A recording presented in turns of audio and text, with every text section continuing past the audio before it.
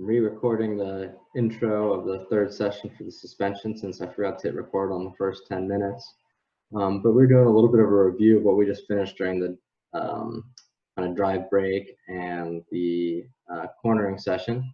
So during those sessions, we talked a little bit about some of these tire diagrams and the slip angle versus the normalized lateral force, which can be kind of considered kind of like a coefficient of friction. Kind of for cornering, it limits kind of what's the best you can accelerate centripetally in a turn. So we looked a lot at this 200 pounds force data, since for formula, that's roughly the downforce that we get. And we saw for cornering that we got, in the range of 2.7 or so. And then we also looked at this for the slip ratio, where to the right was the drive and to the left the negative numbers were braking. And that was basically that the tire actually spins a little bit faster than you'd expect for the velocity that it was going. And so it kind of appeared like it was slipping. It's not really mostly due to slipping, it's actually more due to tire deflection. But and here you can see, so going, driving, you can get on the order of 3, and braking you can get on a little bit above 3, right?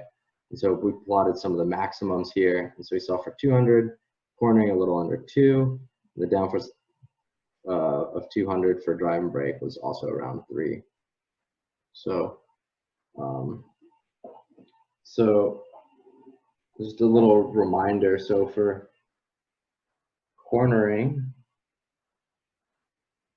we talked about that the tire, making a right-hand turn, let's say, might be pointing along this direction, but it actually travels along this direction, right? And so this angle we would call the slip angle. And what's actually happening is your tread at the contact patch, so as you go down, it actually comes and turns along so it faces the direction of the velocity along this contact patch. So your contact patch is actually turned by this amount, and that's what's generating this sideways force. And then so for in the drive brake scenario, look at the side of a tire. It's slightly deformed when it's interacting with the ground, right? And this tire is moving at some linear velocity, but it's also spinning omega, and it has kind of some effective radius r, right? And so the slip ratio,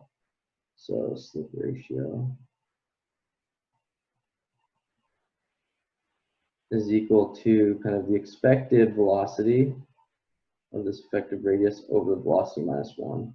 And there's different ways to get this effective radius. There's different definitions for it. So SAE, it's kind of the radius of a kind of a free rolling tire, basically. But so that's the slip ratio, and positive is drive, and negative is braking. And so if we took all of this tire data and we looked at what was kind of the best we could do acceleration-wise, we could have acceleration to the right, acceleration to the left, acceleration back, and then acceleration forward.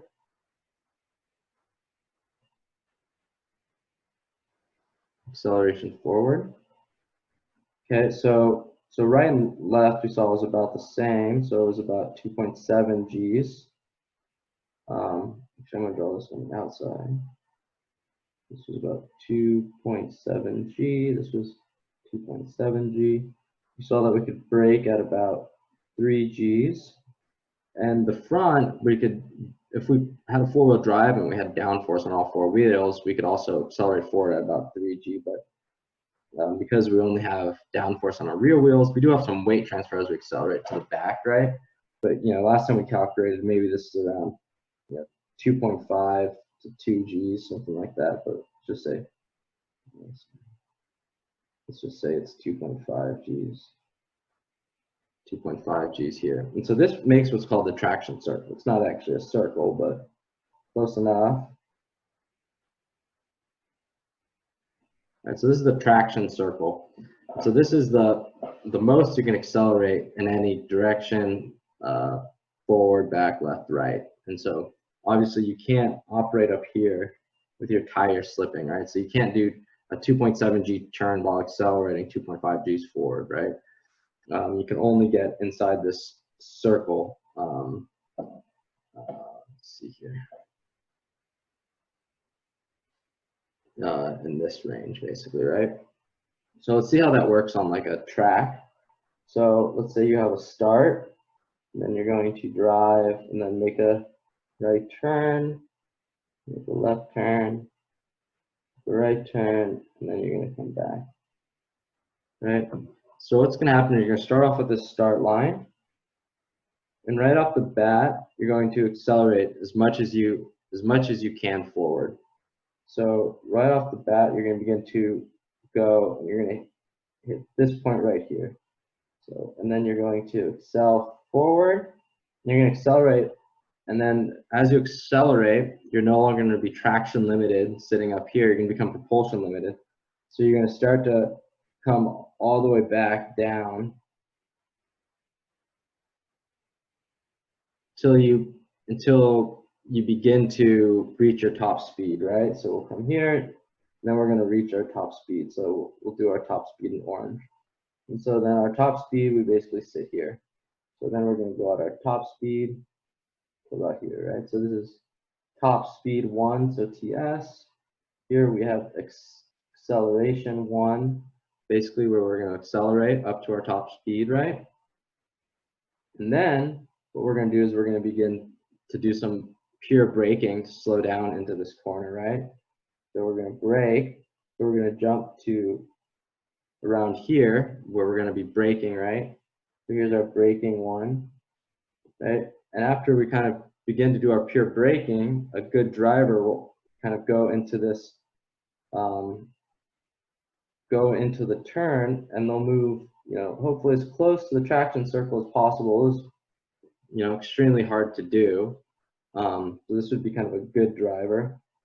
You're, you know, exceptional driver. Probably for what more we probably have a driver that does more pure braking, and then kind of comes off the brake and then goes into more pure turning. So this is more likely for us. We're getting some, but ideally you'd operate kind of around here where you continue to brake and then you go into pure turning, right? This would be kind of the pure turning point right here, right? And then we come back out along the traction circle up to pure acceleration to about here. From here, from here, and then what we'll do is we come out of the circle, we'll accelerate for a bit, right? So we'll call this, you know, turn 1. This will be acceleration 2. Right, so we come up here and then we're going to accelerate for a bit and then move our way back down here, right, until we get to our top speed again for a bit. So we'll have top speed 2. Come into our left-hand turn, we're again going to brake, do some pure braking again, right? And then we're going to come into this left-hand turn, right? And so as we come into this left-hand turn, from here, reach pure turning at this point, and then come and accelerate out. So then we'll come up along the left-hand acceleration where we're doing our pure turning at this point, right? So you can imagine doing this kind of over and over again, right? And so, and when we're racing, right? So we're trying to minimize our time, right? You know, we're trying to be the quickest one to finish. And so, and we're doing this all typically on a fixed length, whoops, some fixed length track, right? And the thing that relates these two is our average velocity, right? So to minimize time, we need to have the highest average velocity, basically, right? So we want to spend as long as possible, we want to spend as long as possible at our top speed and spend as little time as possible at our kind of lower speeds that we're doing during turning. And ideally, and we want to make all of those as high as possible. So we want to be able to turn at the highest speed possible, and we want to have the highest top speed possible, right? But you can basically see if you can accelerate as quickly as possible in this region here, so a slightly better would be to accelerate even quicker, right? So let's say it was a slightly better car, and maybe they could accelerate even faster, get up to their top speed portion for longer. They could brake a little bit later, right? Come into their turn, right? They could begin accelerating for lower. Maybe they can even start accelerating a little earlier. They'd be at their top speed for longer. They'd start braking later, right? Brake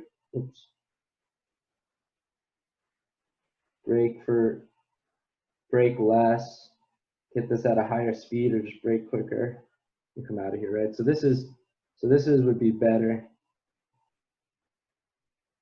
This track on the inside, right? So that's what kind of, as a designer of your engineer, you're trying to give your race car driver the ability to do that, right? And so giving them a bigger traction circle helps them do that, right? And also, increasing their top speed capability will also do that, right? Since the top speed capability is not really shown as much on this diagram, as well as kind of turning at as high speeds as possible, right? I mean, so that'll, but that is shown a little bit here on kind of what's the max horizontal acceleration that you can do. So so that's kind of a little review of kind of everything we've done so far on like kind of drive, brake, right?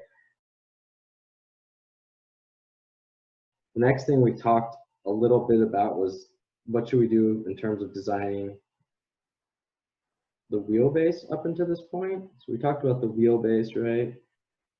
So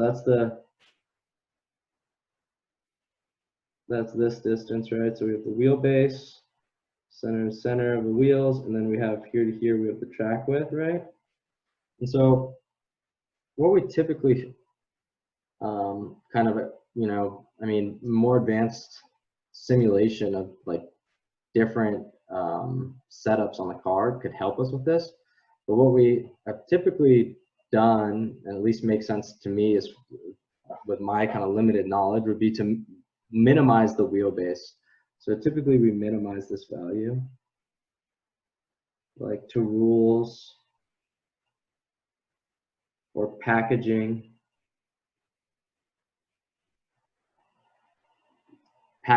of like the driver and the engine. So like Formula, we push it down near the 60-inch mark. In Baja, we basically squish our driver in as much as possible with the engine sitting behind them.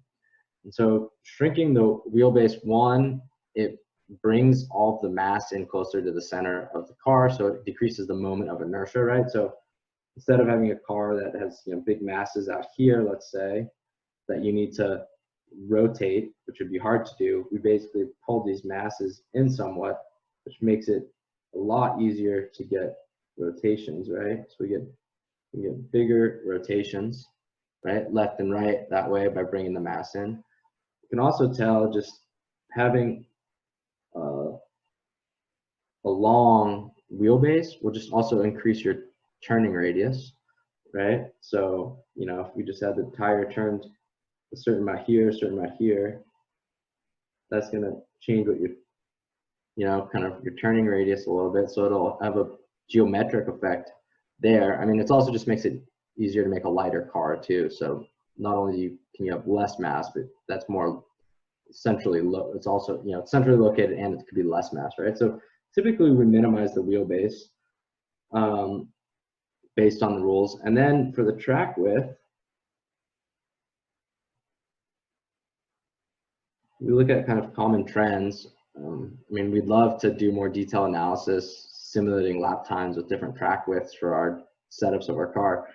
but we just haven't got that far. But we kind of have cases where we have the wheelbase to track width. So the track width is on the order of 1, right? Which, you know, maybe looks closer to something like this, kind of a square setup, right? Yeah, where it's closer maybe to 1.7. This is like kind of typical race vehicles. I think a lot of passenger vehicles are approaching, you know, this ratio a little bit more like this, and then you kind of have, you know, greater than 2. Right? So you have these longer cars, right? And so this is for like a kind of a cornering dominant kind of race scenarios. This is for more straight line dominant races, and this is kind of a mid. So you see like Formula One, I think, is more in this type of range based on the numbers I've seen. I think we in Baja and Formula, we sit pretty close to this. I mean, both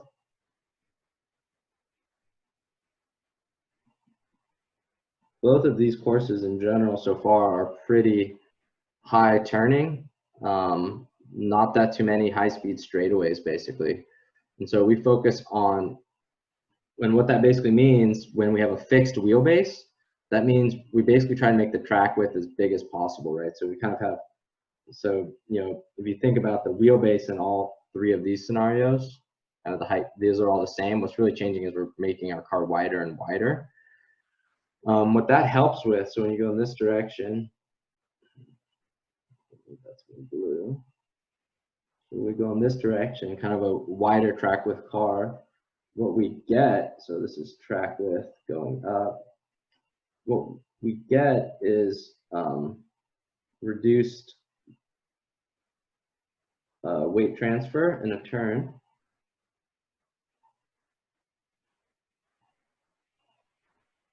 And we've seen that's good because the kind of coefficient of friction, or kind of what we're calling the normalized lateral force of the tire, it decreases with downforce. So so we saw this, right? So the lateral force decreases with downforce, and so you don't want to put more weight all on one wheel, because that's going to be your basically your average normalized lateral force will be down here instead of back over here, right? So it's going to decrease. It's going to decrease your overall. It's going to decrease your overall kind of cornering capability if you, or it'll increase your cornering capability if you have big track width, because you won't transfer as much weight. You can also, you can turn at higher Gs without flipping. I mean, hopefully your CG, the height of your CG is low enough that that's not an issue, but you can go to higher Gs without flipping. Higher cornering.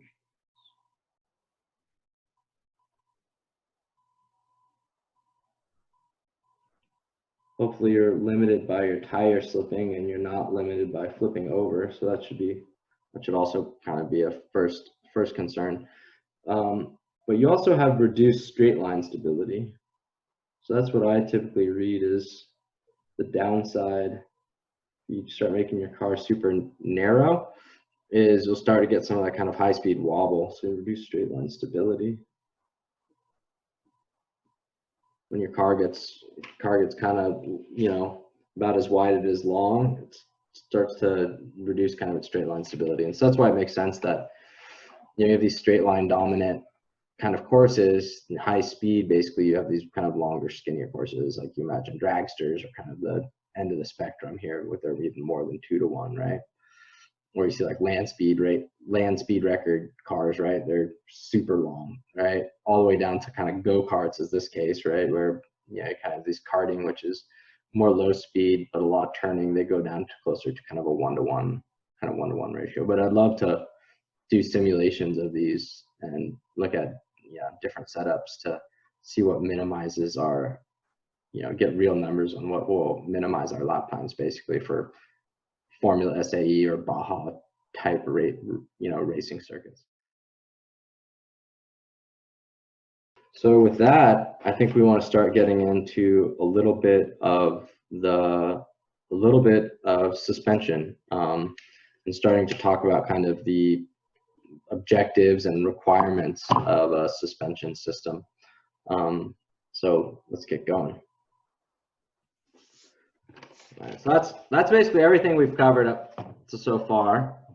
And so now we said, all right, well, we have to kind of get a little bit unideal in that there's going to be irregularities in the surface of the track, basically, right? And that's part of the reason why our suspension comes into play. I mean, so really, like the big requirements for the suspension, right, is you want to keep your tires on the ground at all times, providing the largest amount of traction, right? I mean, so that's your like first requirement. Keep tires in contact with ground.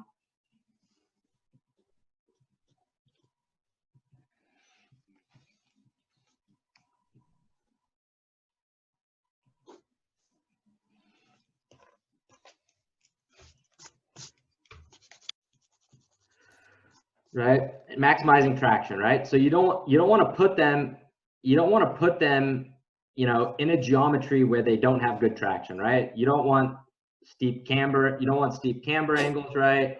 You don't want to put all the force on one tire, right? And so and you don't want an upset to one tire to affect another tire, right? And so I mean, I think most race vehicles these days are going to, you know, four-wheel independent suspensions, right? So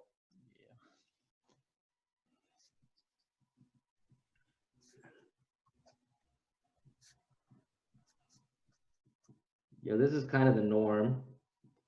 Besides maybe some off-road, right, where you might have a solid rear axle, where if you hit one tire, it's going to do something to your other tire, right?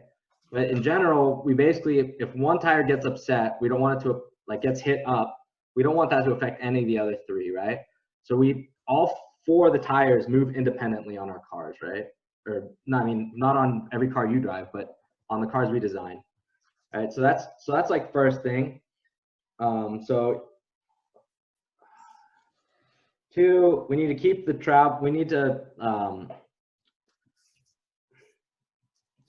so we need to travel to absorb any irregularities. You know, this is particularly important for Baja, right? I mean, we're basically hitting rocks, right? So we need that travel, you know, and we want it to minimize the amount that gets transferred to the sprung mass, right? To the car, right? So we're trying to take in these irregularities, but we want to minimize how much of that gets transferred to the actual sprung mass, the actual car. So minimize.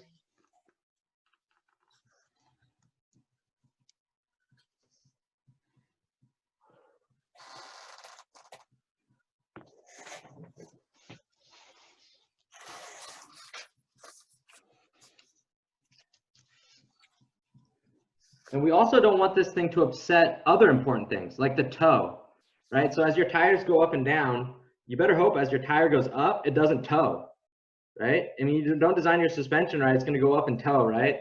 And so as it travels up, you know, you're going to have higher friction, or it's going to literally turn you, right? And so you like bump steering, right? So you know, you want it to, you know,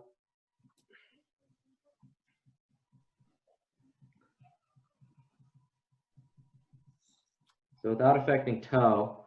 But you can imagine other things, right? You want to keep your camber good. You want to keep all these other things in check. And you want to do kind of these kind of two things in two scenarios, right? And you want to do these in two scenarios. So there's two scenarios we usually break it into, and that is A would be like a bump scenario, and B would be a roll scenario. So you have suspension travel, kind of, we're thinking bumps right now, but also when your car rolls, you're going to have, your tires are going to have to travel during these moments when your car rolls, right? So there's these two scenarios that we're going to think kind of independently about a lot with the suspension. And so you're doing it for these two scenarios. and you're also have some things that you want to keep in mind. You want to reduce any compliance in your system. So compliance is basically the opposite word for stiffness. So you want your suspension to be as stiff as possible. So you want to reduce compliance. So that means, AKA, you want it to be stiff. And when I said that, I don't mean the tire travel to be stiff. I basically mean your suspension. When I grab onto your wheel, I should not be able to rotate your wheel because it's not stiff enough, right? There should be no play in there. Like, so you want your tire with forces to not go in directions you don't want it to go, right? It should only be, and so, I mean, so kind of to do that, you should feed loads into your chassis over a wide base. So you should feed loads into nodes on your chassis.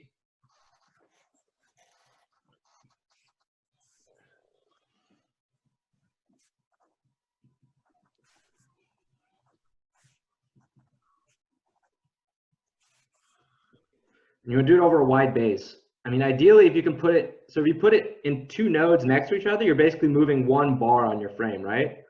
If you put it like two away, right, it's like now 2 bars are moving in your frame, right? So the wider you can transfer the loads from your suspension into the stiff nodes of your frame, the better, right? And the nodes are the stiff parts. Do not put a load into the middle of a tube on your frame, right? It's basically putting the tube in bending. So some other things, so to reduce compliance.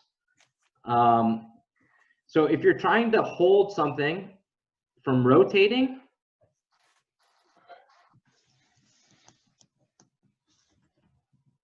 you want to hold it, you want to hold that rotation with a large moment arm. Come on, computer.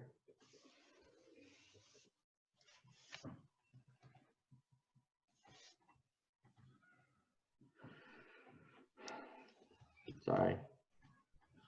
Sometimes it like takes a little while to update for you. That's good. I'll make it better. And if I miss something in a chat,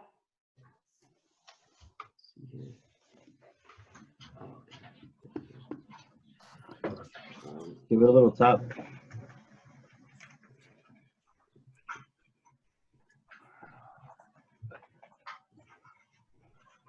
So hold rotation with large moments at right angles. Right, so if I'm looking down at your upright, which rotates about this point, so here's your upright, it rotates about this point. So this is an upright. It rotates about this point. I do not want to hold it with an arm that goes like this. This is bad.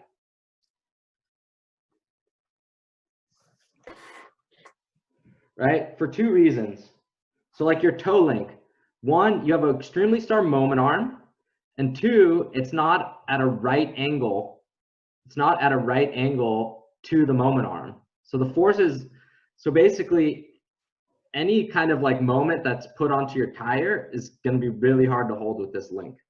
So instead what you want, so let's say this is your tire, the inside of your tire basically, you want to put it back here basically like this. Okay, this has a large moment arm and it's at 90 degrees. And this should tie into a stiff point. It should not go and connect back onto another moving A-arm or something complicated. Right? So you should have, so this makes so basically this makes it so when I grab your tire, and the first thing the design judges do when they walk up to your car, put it up on some blocks, and they start to feel your tires, and then they feel ours and they're like, holy shit, there's like 2 inches of play in these things. Like, it's not safe to drive, right? So you don't want that, because then it just means you put your bearings on wrong. But you also don't want them to be able to force your tire going left and right. Because then they basically go, you have too much compliance in your suspension or in your steering, basically, right? And your driver does not have control anymore.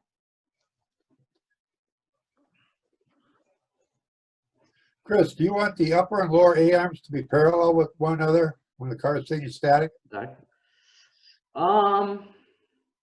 No, I don't think so. Not typically. We're gonna go into that. That's gonna be next though, because that's gonna be I think that's gonna be a long conversation basically.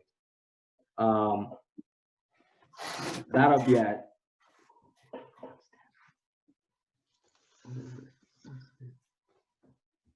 I forgot what I wrote here. But anyway, so this was basically so then there was no complicated load paths.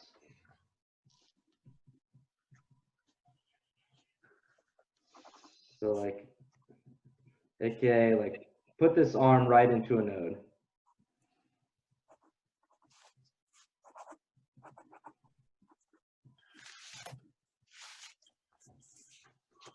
Not somewhere on the A arm or something. Because Bill's already alluding to the fact that there's A arms coming off this point, right? So like, don't take this, you know, don't take it up here and connect it onto your arm. Like that's kind of a complicated load path, right? And it puts that tube in bending. So that's just not, that's not a good way to hold the toe of your tire, basically. All right, so I want to start to let's look at a couple of scenarios. I'm going to go back to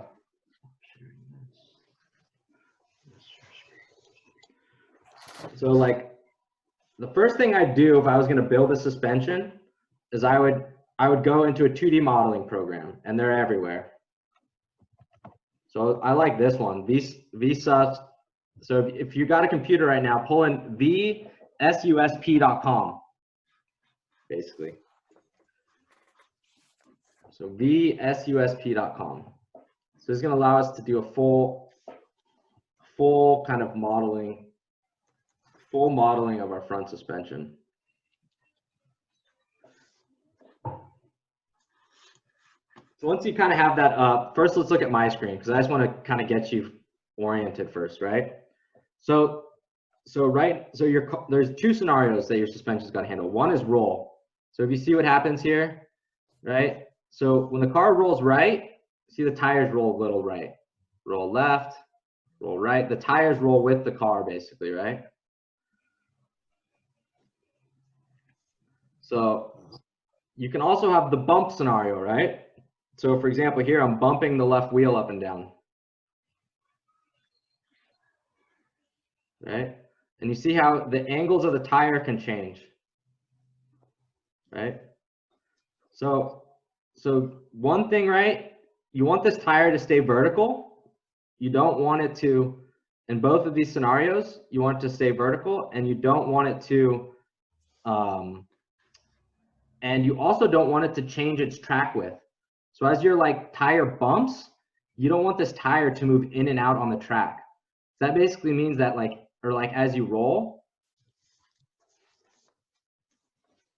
so as the car rolls, your track width shouldn't change. If you design this wrong, your track width might change. So imagine you're going around your turn, your tires are already on the verge of breaking loose, and you're moving them closer and further apart on the track, right? Like you basically broke your tires loose yourself, right? With your design, you basically made a system that breaks your tires loose off the track, right? So you don't want that. So let's look at some basic, let's look at like maybe the most basic parameters of your car, right? But I mean, you can see here, this has all the important stuff. It has like where is the inside of the wheel basically. It has the connection point on your upper arm and your lower arm. So this is kind of looking at kind of a suspension of this type where you have a lower and upper arm. And it has like all these lengths, right? So let's look at, I want to look at kind of a system with that real quick and just get the basics. So, so we're going to draw the car. Here's the ground. Here's the left tire. So this is a view from the back of the car. Here's the right tire, right?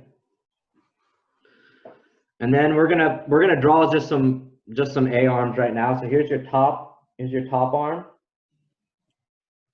Maybe here's your bottom arm. All right. I'm gonna draw them a little bit differently. I can draw them so long. So here's your top arm, here's your bottom arm. See that a little bit? I'm just gonna draw the left-hand side, and here's the center line of your car. Okay, so the way the tire moves, the way we visualize it, is we extend these two arms out to infinity, and we see where they intersect. So what we're gonna do is I'm gonna extend these two arms out to infinity, and I see where they intersect, and I see they intersect right here. This point is known as the instant center.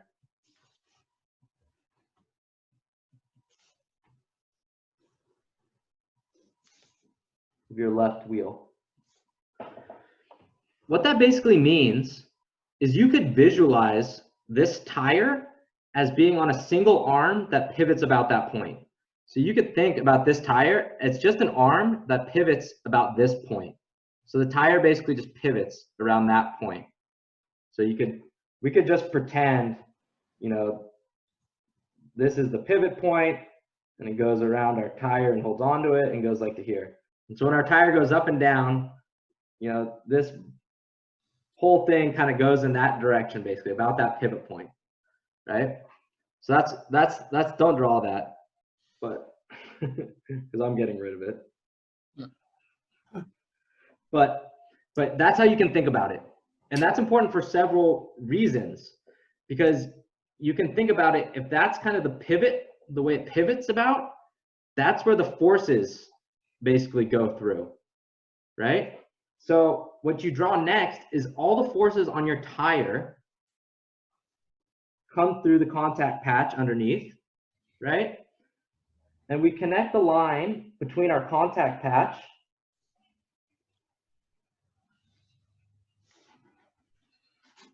and our instant center, right? So that's a line between our contact patch and our instant center.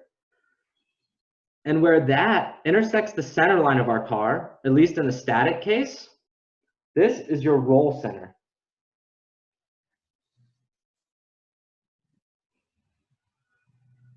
This is your roll center. And so the way you think about that is that's the point about which your car rolls, right? So if there's forces basically coming through your tires, this is about where the car, this is where the car rolls about, right? This is, That's where the moment's taken from? and so that's a great question. So if we want to see basically any force from the contact patch, you could kind of pretend like it's a two-link, basically it's like kind of a two-link member. So you know, from a two-link member, it only has forces along its center, basically. So all the forces from your tires onto your car kind of act in this kind of like hypothetical two-link member along here. And so if your CG is up here, CG is up here, we call this distance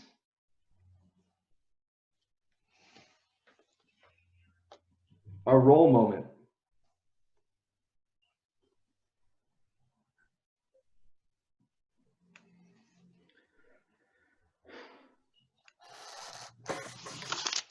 Right? So that's our roll moment. So you might think, so the closer you can get your roll center to the CG of your car, the less your car is going to roll, because it basically has less of a roll moment, basically, right? So this CG, let's say it's doing a right-hand turn, this car's doing a right-hand turn. This CG flips out to the left. Yeah. And the force is going to be the CG, basically it's going to be the mass times the acceleration, and it's going to be times this roll moment, right? Mhm. So can anybody, so why don't we just put our roll center right at our, I mean, you could put your roll center above your CG and your car would roll into a turn, right? You could literally flip the physics. Why not put the roll center right on the CG? Like, let's get rid of roll. The things Why have our, why, you know, we don't want our car to roll.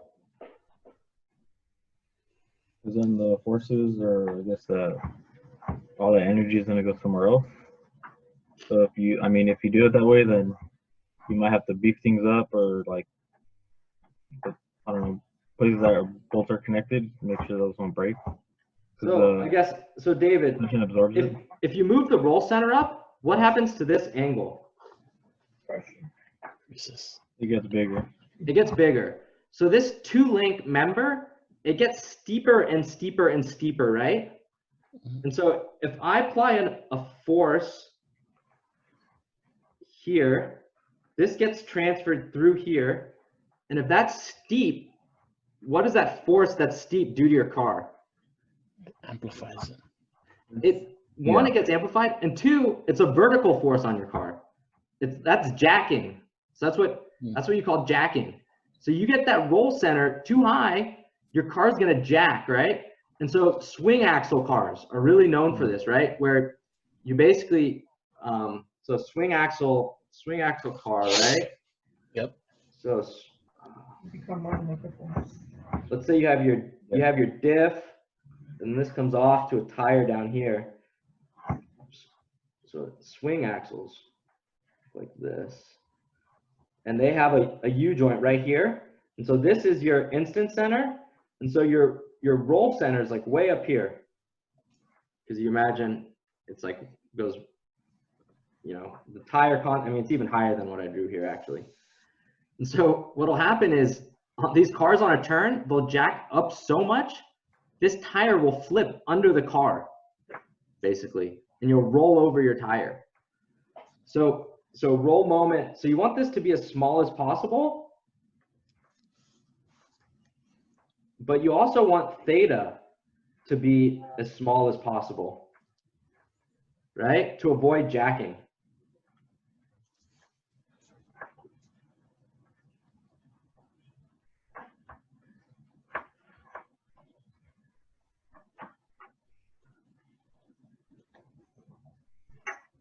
And that's basically just when the tire lifts, then, right? Well, it almost looks like the car literally lifts on a turn. It's like totally weird, right? You're not like accelerating forward or back. You're just turning left. Yeah. And all of a sudden your car is lifting off the ground, you know, killing your aero.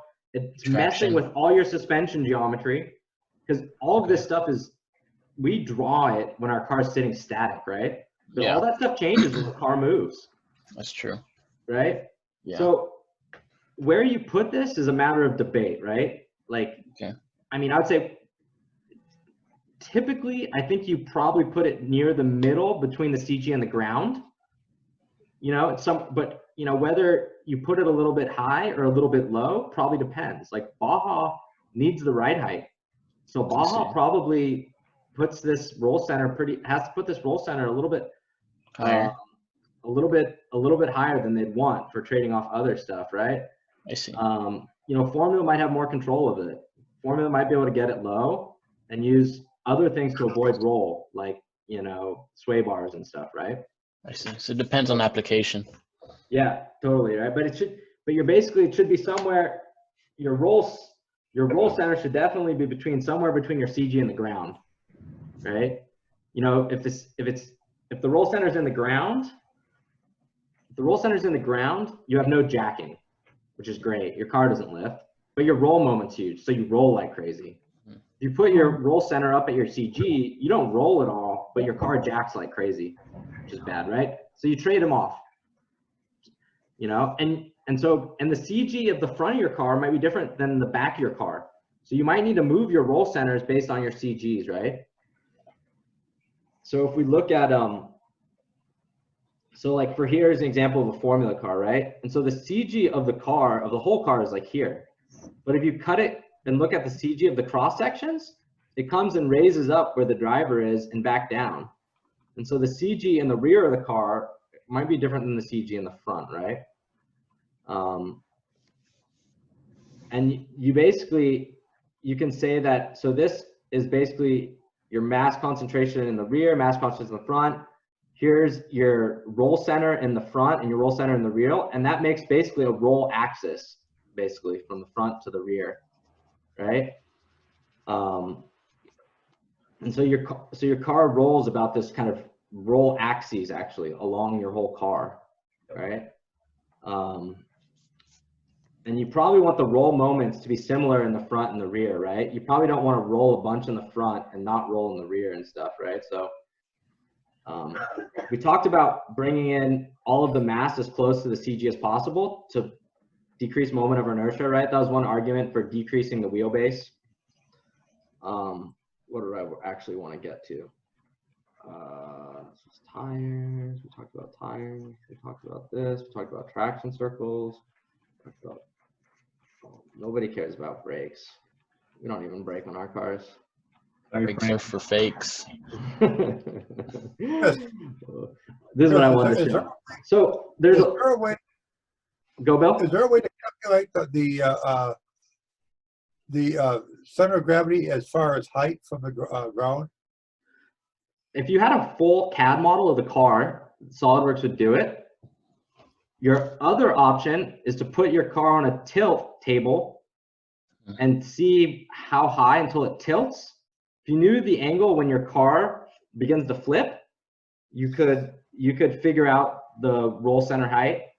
If you also just measure the corner weights when it was flat, and then put your car at an angle and measure the corner weights when it's at an angle, you could probably back out what the CG height is. So there's different ways to probably measure it. Probably the easiest being having a nice CAD model. You kind of got to get the driver in there, though. I mean, because none of your driver's in there while the car's going. Go ahead. I have a question about the CG and the roll center. Is there a ratio that's ideal for Formula and Baja? Yes, so that's what we were kind of talking, like a little, like it was kind of like it's a little bit debate / I don't know. I mean, you definitely want it, you know, it should be around 0.5, right? Like the roll center height should be about, you know, halfway to your CG, which is basically a trade-off between your roll moment and your jacking. So, but, you know, but has high error bars, you know. I don't know, you might go down to a third of the, you know, I could easily see saying go down to as low as a third of the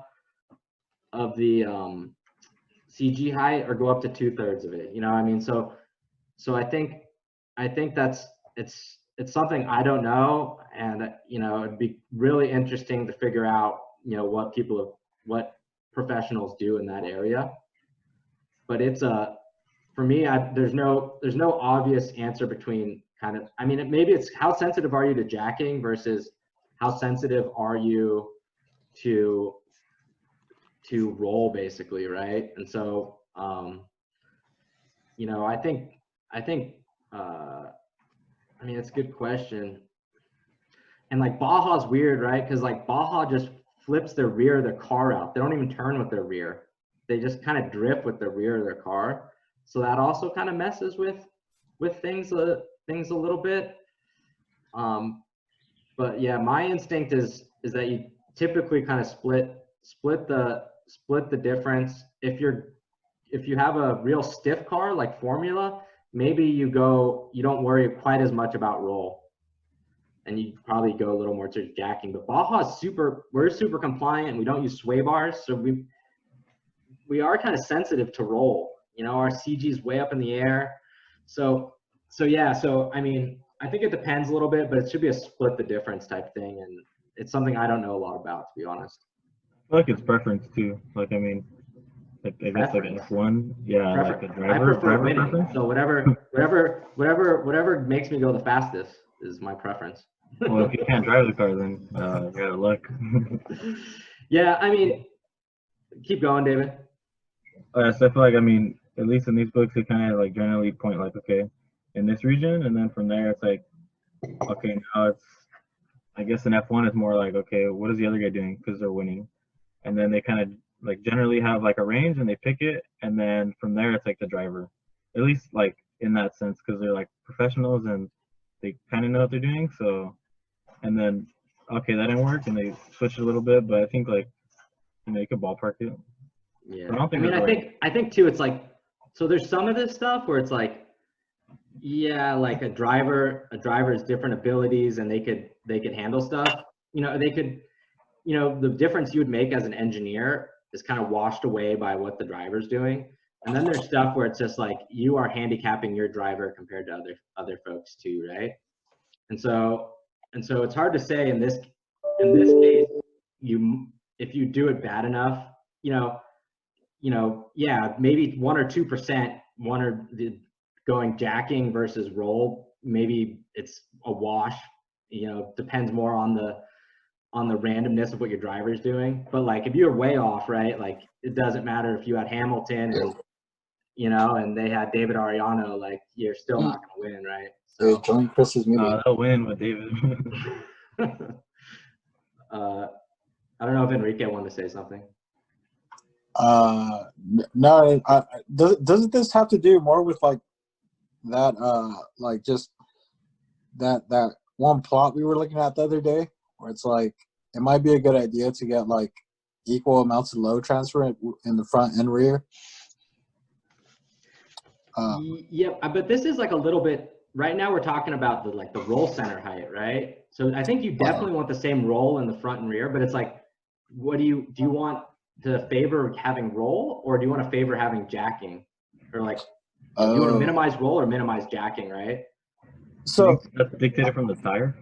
I think the approach that like me and Renee took with that was we wanted to get the roll center as low as possible, because even if the car does roll, like we could like you know, we can implement a roll bar to like, you know, counteract that rolling that we're gonna see.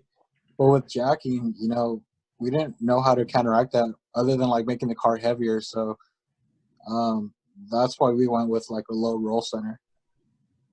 Yeah, I mean, I think that, yeah. So I think that's like a fine approach. I mean, you know, maybe your roll bar is gonna get so stiff that like hitting bumps is gonna knock our teeth out, you know, or something, right? I mean, right. So it's like having a sway bar. It's like it's good in roll, absolutely, but it's not good in single tire bump situations, right? It's basically right. So it's like but I think your approach seems good. I mean, I couldn't refute. I don't have any engineering knowledge that I could refute what you did. Basically, I guess is what I'd say. Yeah, makes sense. So the other thing. So next, too, like, say that again, David. And yeah, I guess that'd be better too, as far as like picking kind of which way to go. Like the way that you can adjust it better or get more out of it is like kind of the direction we would at least aim for.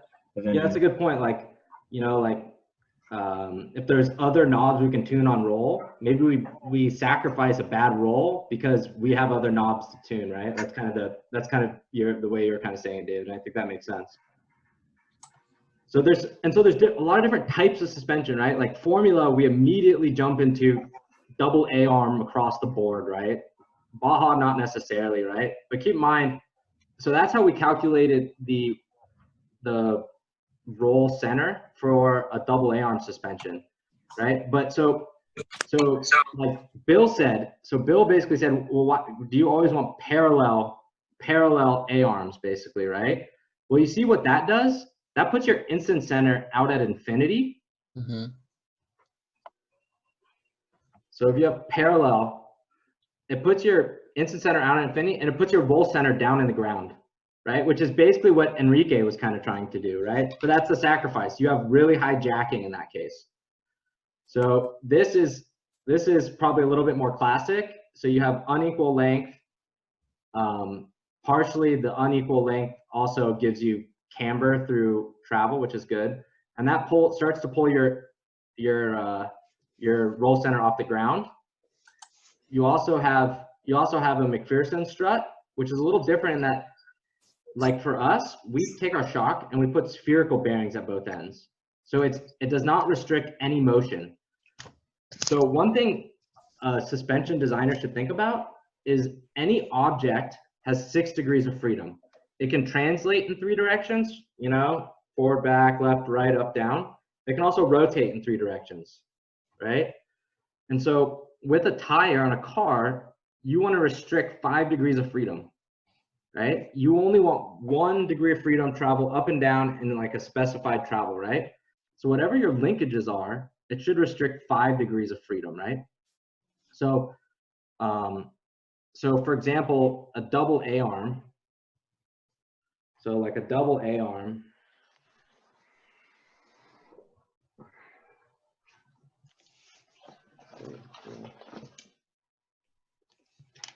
Your double A arms like this. Let's say your tire is like this, right? So you have your double A arm suspension, right? Mhm.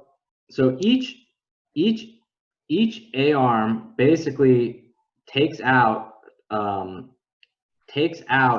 2 degrees of freedom, basically, right? So the top, now this top point, for example, it can't go forward and back or in and out of the page, and it can't really go left and right. It's kind of only going up and down. So it has only 1 more translational degree of freedom. So it takes away 2 degrees of freedom here. The bottom one takes away another 2 degrees of freedom, right? So you've reduced 4 degrees of freedom. So you got 1 degree of freedom left, right? And so steering, you basically, your steering arm controls the toe. That's the last degree of freedom that you control. In the rear, they have a tow bar, right? That's why you have your toe link. That restricts the last 5th degree of freedom, right? Reggie's suspension, so Reggie's rear suspension, it's a trailing link. So it has a link that goes to the front with a spherical up here. And then it just comes and it holds this bearing. It has a top link with 2 sphericals.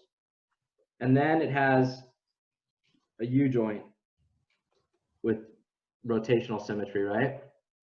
So these two, this top link and this bottom link, this is 1 times DO free limited each. So a single bar with 2 sphericals does 1 degree of freedom. And so this last bar that he does is going to restrict the other 3 degrees of freedom for him. It basically, it restricts because it's at a spherical and it's hold here, it can go around in kind of a plane. So it only restricts 1 degree of freedom of translation, but because now whenever it translates, it also specifies its angle, it does 3 degrees of freedom. So his trailing arm does 3 DOF limitation. So, I mean, that's kind of like a really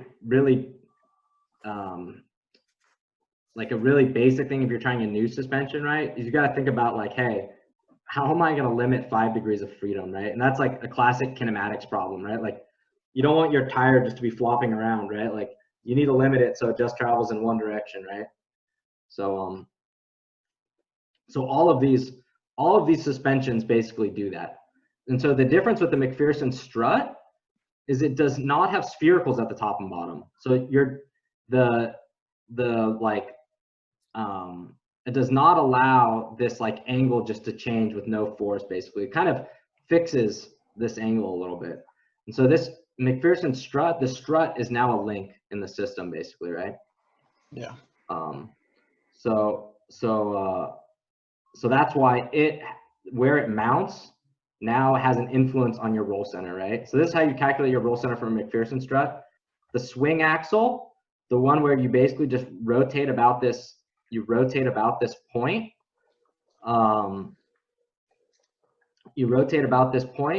The roll center is basically from the tire right through that point where it just, so basically this is a solid. So this whole thing just kind of swings. So like Baja old days, they ran a swing axle, but they also ran the swing axle with their drive axle, which made their camber really terrible. But their cars were so low back then, it wasn't a big deal. But the reason we don't run that swing axle no more is because we have these high ride heights we need in Baja now. And so that would put So if I do like a quick schematic of the Baja, so the old ones, they basically run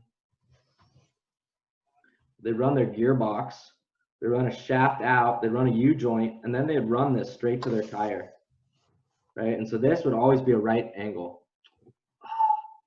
Sorry. I don't know why my internet or my OneNote decides not to update. Okay, so here's the old Baja rear, how the Baja used to run the rear, back when they used to win SAE events.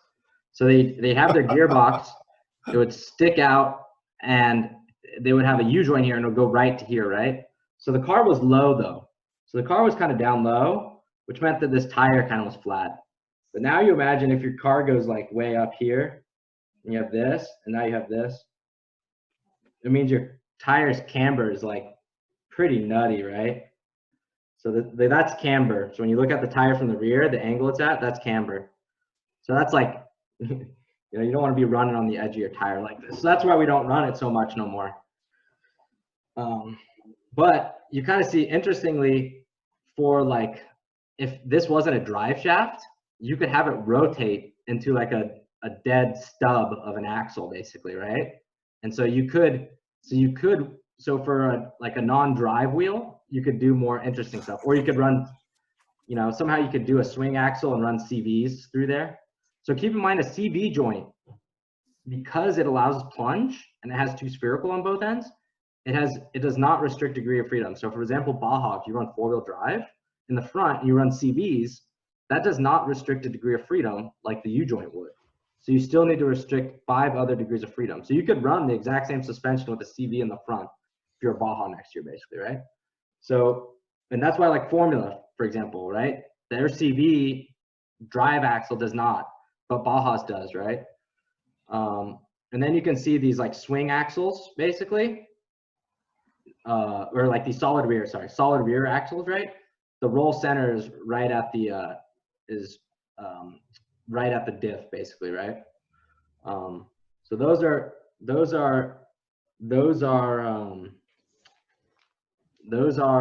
some different types of suspensions, although we're going to kind of focus on the double A arm.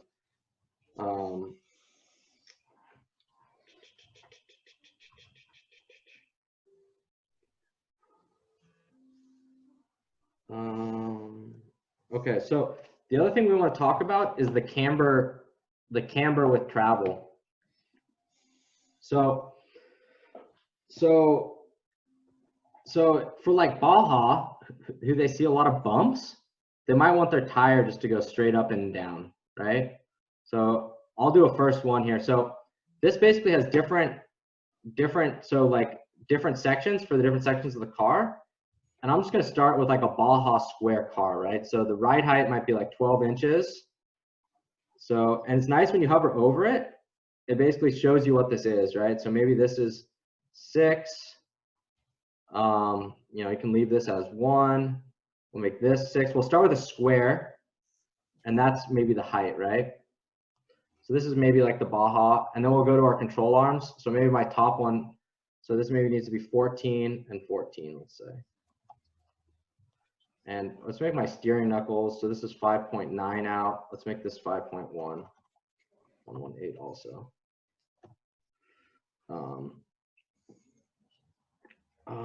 So let's make, I'm gonna stick this one. I'm gonna bring this, I'm gonna bring my bottom one out a little bit. So that's not this one, that's this one. So let's make this 5.8. All right, so that looks like a reasonable, there's like maybe a rough Baja car, right? So because these are the same length, you'll notice that when it goes up and down, it's pretty much kind of goes straight up and down, right? And that's kind of like a parallel, it's because it's kind of like a parallelogram. I guess we could fix this a little bit more in that we need this height. So 5.1 and 5.1. So let's make these both like 4.5 and 4.5. So that's starting to look kind of like a parallelogram a little bit, right? And so you'll notice when we travel up and down, the tire does not camber. It basically goes, so that's just because it's a straight parallelogram, right? So you imagine like if you had a, you know, 2 sides and you just move this one up and down, right? It just moves straight up and down like a parallelogram, right? And so, but the downside with a suspension like this is in roll. Look at what your tires do. So if your car rolls, your tires exactly roll with your car basically, right? And so that means, so let's say we're making a right-hand turn. We're making a right-hand turn, our car starts to roll out left, right? And what that basically does, so all of our weight's on this left-hand tire, and now it's out on its left edge. It's not even doing camber, it's not even like camber thrusting, right? You'd want the force to be like pushing on the tire to the left here. It's actually like rolling over the outside bead of its tire, right? So this is actually like what you definitely don't want, right? And so this is why you don't actually, so Baja might run a tire with maybe a little bit, no change in camber through travel, right? They're hitting a ton of bumps.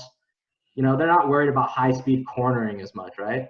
A Formula is the opposite, right? You're not hitting any bumps. You're really more worried about cornering. So if you kind of think about this, like, okay, so if the center of your car rolls, so this is the center of your car, right? And your tire still has to sit on the ground up here, right? So this is your roll angle. This is theta. So if your car rolls, so where would your tire have been? Where would your tire have been if there was no asphalt, no ground? It's basically here, right? So this is like this is like the other position. So it traveled this distance up from here to here, right?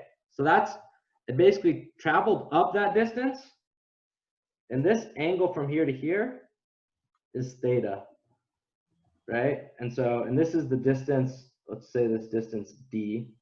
What's this distance from here, from the middle of your tire to about halfway to the middle of your car? Not your roll center, is it? Not quite. Even simpler. What's the distance from the center of your car to your left center of your wheel? Center of the car. Just in a straight line. Like, I guess if I do this, you could probably tell me what this distance is, so you could probably tell me what half of it is. It's half the track width? It's just half your track width, right? So this is your track width over 2,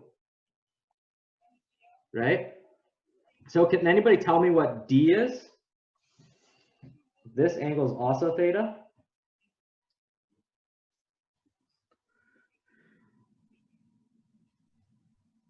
It just looks like kind of the pie. It looks like a wedge of a pie, right? So this is S theta track width over 2. So what's S in this case? Your arc length, your travel maybe? Yeah, it's your arc length. That's D. So based on the radius and theta, what's the travel? What is that? Opposite over adjacent? Come on. I got 10 SAE kids here. You can tell me what the length of an arc is? It's R theta, isn't it? Yeah, it's R theta, right? R theta. So this D, so our camber gain, we want our camber gain to be,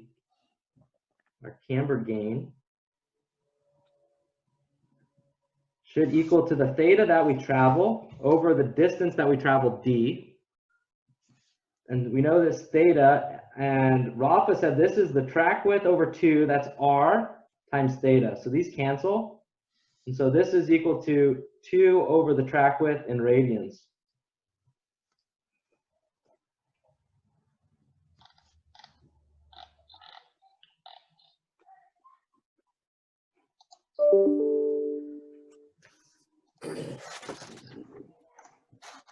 So let's see, what should so if we want our tire to be always parallel to the ground in a roll, or always flat on the ground in a roll situation. So our camber gain should be equal to 2 over 60 inches. That's not the symbol for inches. 60 inches. So this is 1 over 30. So 1 over 10 is 0.1. So what's this, like 0.03? 0.03 radians per inch. Is that right?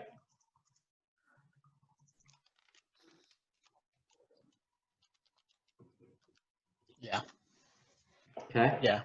Confirmed. And then we know there's 360 degrees in 2 pi radians. So anybody got this one for me?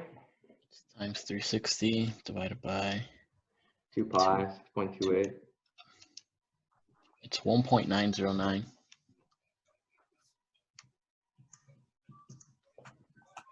So that tells me like your camber gain, it should definitely not be more than 2 degrees per inch,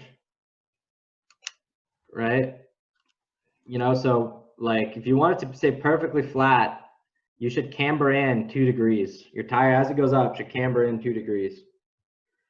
And so to do that, what you basically need to do is you need to make your top link shorter than your bottom link. Sorry about that, Bachman. It's 1.71. That's fine. We'll say roughly 2.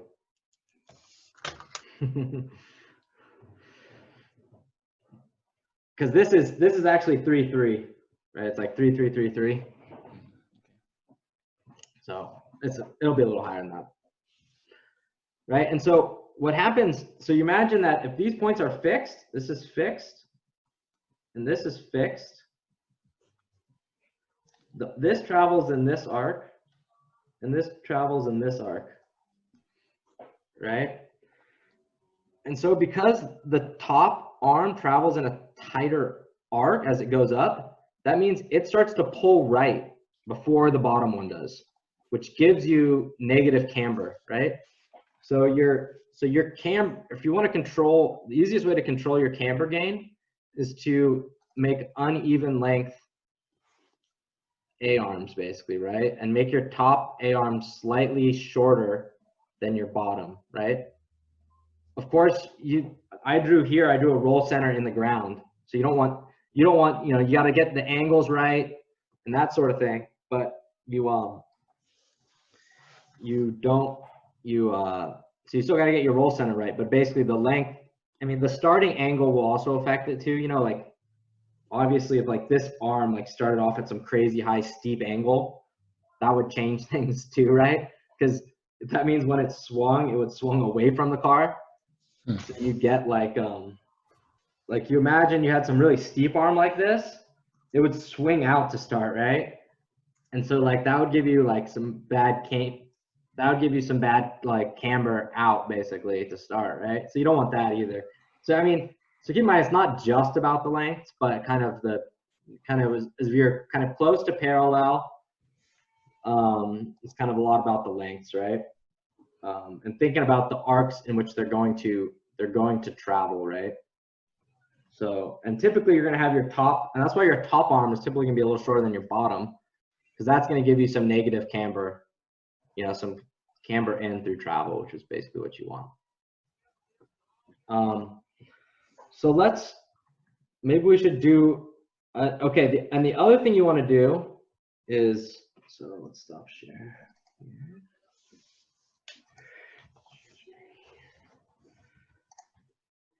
So if you look at this, you'll see immediately what it plots, right? One, it's giving you the roll center, right? So it's giving you the roll center right off the bat, and then these red lines are going out to find the instant center. So basically this has that like suspension geometry already on it. Let's see here, maybe I can get it so you can see it. And so, and you can see these things totally move around with suspension travel, right? So none of this stuff stays constant.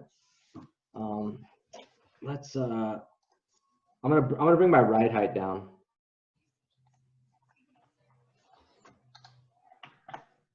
So you can maybe see the other ones.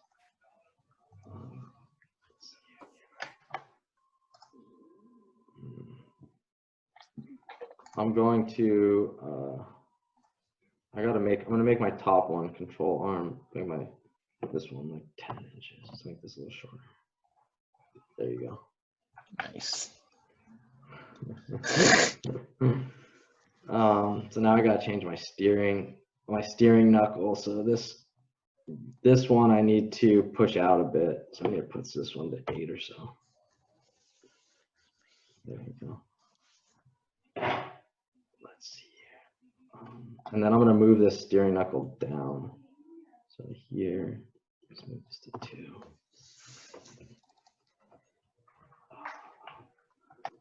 And so control arms, I'm gonna make this upper control a little longer.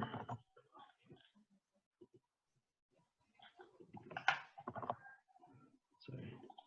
There you go. All right, so you can see what it's doing, right? You can see that it's extending these arms, calculating the instant center on the left and telling you the position. And then it draws a line from where it's contacting to here to find your roll center. So here, this is a really bad suspension because when you draw these lines through the center, your roll center is below the ground. So you have this, I mean, so your car is kind of like getting pushed into the ground as you turn, like opposite of jacking. And but your roll moment's huge basically in this case, right? So that's what it's calculating. So some other kind of cool stuff you can see is if you come to this chart, you can basically control everything. So for example, I could show my roll angle, or let's see here, let's do my, so let's do roll angle, and then I want to plot maybe my like left tire camber, right? So you can see with this suspension here, right? You can see like as the car rolls, I have this huge change in camber, right? So, which is not good, right? So you see here, it's like, it almost changes more in here. So let's start off with just a square. I'm gonna start off with a square car, so frame. So let's just make the ride height 4. Let's make this 6. We can just make this 0. Frame center. So that's 6 on top. And let's make this 12. So we got like just a square frame here. I'm gonna do my steering knuckle next, right? So my upper will be 8. My lower X, just make this also 8. And then let's see here, so that's 2 inches. So let's make this, so we'll make this 6 and this 6. So that looks good. So basically these are kind of like just kind of everything's even. And then let's do our control arms is 14 and 14. There you go. So there's like a pretty square car. I can even increase the ride height just a little, 4.5. There's like a parallelogram car basically, right? And so in this case, as you roll, there's a 1-to-1 ratio between your roll and your camber. Hey, Bachman, this doesn't matter if it's for the front or the rear, right? It could be used for both front and rear. Yeah, you do it for both. Okay. Here, I'm gonna calm this down for a second. Turn off so many of these windows. Hopefully I didn't lose access to I'm trying to learn organic chemistry while I'm on break. So I got my Khan Academy up. So let's go back. So we said this was 4.5. This was 6. This was 0. This was 12. This was 6. No. This was 12. This was 6. Okay, so we did a square here. We made our steering knuckles square. So we made this 8. 4. We made this 6. We made this 6. We made this. The top one was 8. It was 8, and then we made our 2 control arms like the same length. We made it 10 and 10. All right, so we built kind of a square parallelogram car. And we looked at the chart and we did roll angle versus left camber tire. And basically we saw there'd be like a 1-to-1, kind of a 1-to-1 ratio basically, right? It's a straight line. As the car rolls, oh, I just did it again. Why does it not like me rolling the car?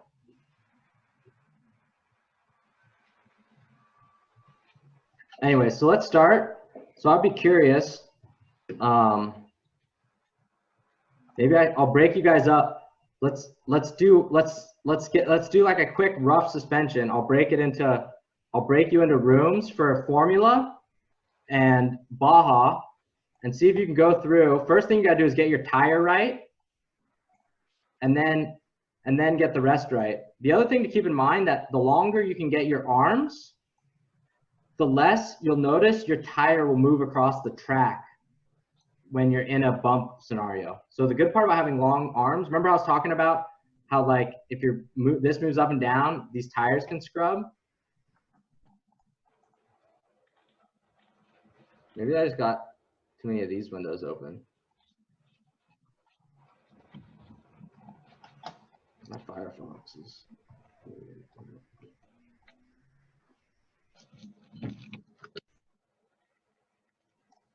I've been playing with that for a couple of days now, so I think it's just my Firefox.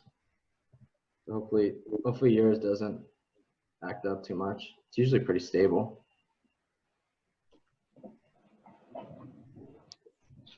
Okay,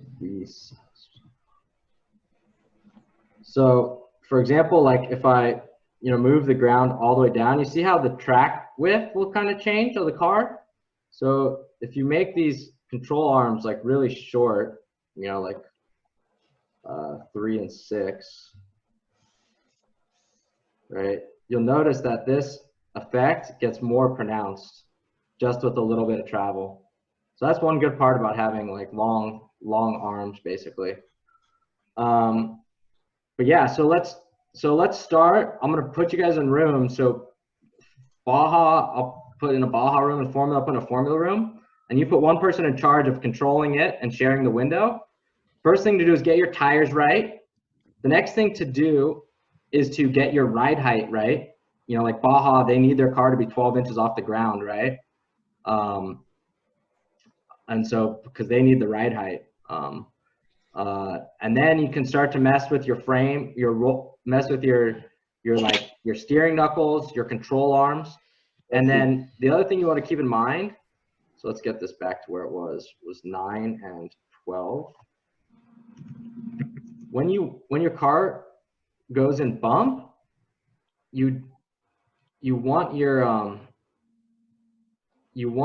the roll center to move, or you want your roll center to move with it, because you don't want, as your car travels up and down, for your roll moment to change. So typically you also want this roll center to move with your CG, right? So for example, now this is like your CG is moving up off the ground. So you want your roll center to move up. So this is kind of good, right? As it goes up, the roll center goes up, but you want them to go up equally. So let's see here. So I'm gonna pull you all up. You're making the perfect suspension. We're making the perfect suspension. All right. Well, we're on a little bit of toe in this guy. Only a little bit of toe, a little bit of camber. Easy numbers too, because manufacturing, that's it. Yeah, baby. Oh yeah, baby. So much camber? Perfect camber. Stats Nation, baby. Dance Nation. Let me see. No. You can put neutral camber. Where did you do that? Where that value that you just changed. It's safe to do so.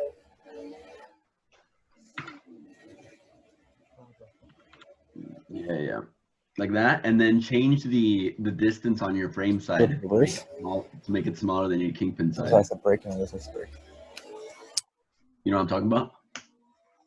Kind of, but I don't know exactly where to change those values, like in here. I haven't really been playing. I haven't played too much. Wait, no, it's just frame. Okay. This is.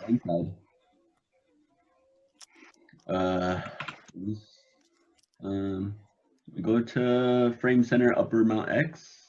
Hover over all of them. More. What's up? Keep hovering over them. Oh yeah, that distance. Go back. The 9.4 or something. Uh-huh. Yeah, change that to like maybe 8.5.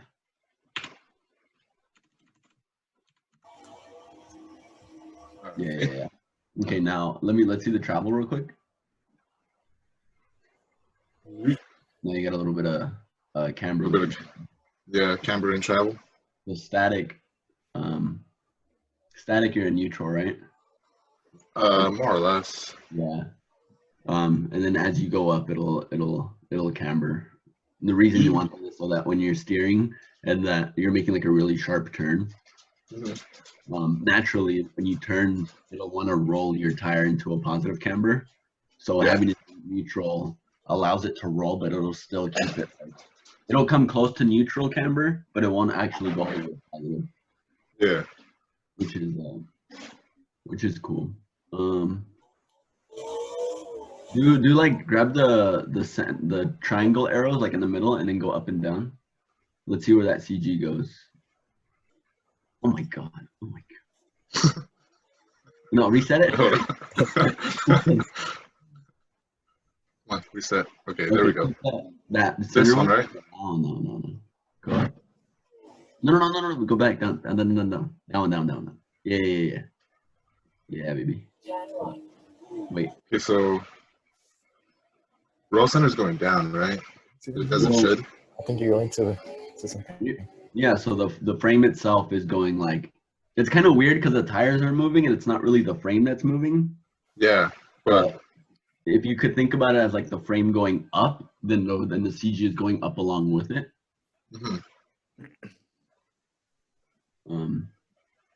Yeah, I mean, what else can you change? Primarily, that's probably like one of your biggest changes in characteristics when it comes to your A-arms is that that frame side distance that we just changed to 8.5 compared to your distance from on your kingpin. Yeah, I think because over here it's 9. Yeah, and over there it's like 8.5. I think on the actual Baja car we're running 8 on the frame side and then 8 and then 9 on the kingpin side. Yeah, that's what I think it was. Or is it backwards? Try to change the tires. Yeah. Go to where it says standard. What the fuck is that? Standard tire sizing? No, up. The tire sizing convention. What is that? Go all the way max. Ah, there we go. Tire outer diameter, tire width, wheel diameter. Right. Oh, wheel diameter, 10. 21, 7, 10. Go slow. Oh, and then go fast. 21, 7. So like barely tap Yeah, it baby. and then go forward. And then you just keep going, and then you can just all the way max. Just watch out with the turns. What else can you do? Knuckles. What's prefs? Practice. No. See, what is your wheel offset? Roll angle? What is this? Roll angle in degrees versus roll center. Interesting. What's your right head at? 12? You already had it at 12, right? Yeah. Frame 12.2. That's the steering knuckles? Because you know we got a little bit of KPI. Yeah. That one was weird because if you notice, our lower ball joint to the center of our hub is actually 0, right? Yeah. Right. So I tried putting in 0, but it didn't work. I put 0.1 instead. Right, because the ball joint is like directly in line with the spindle. Right. Yeah. So hub too lower. That's actually like whoa. Then hub to probably closer to 8, right? Whoa. Yeah, exactly. You see how it kind of looks like our kingpin? It's pretty cool, huh? Yeah. Yeah. So you might wanna. And this distance. Yeah, bring in the distance from the ball joint to the hub, maybe. Yeah, baby. Woo. Okay. Then.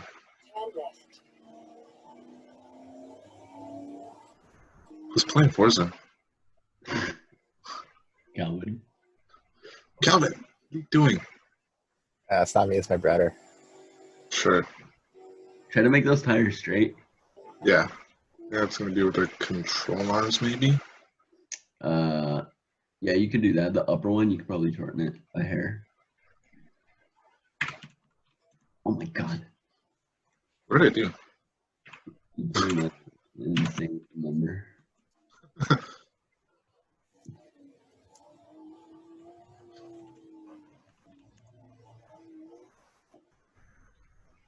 Looks about right.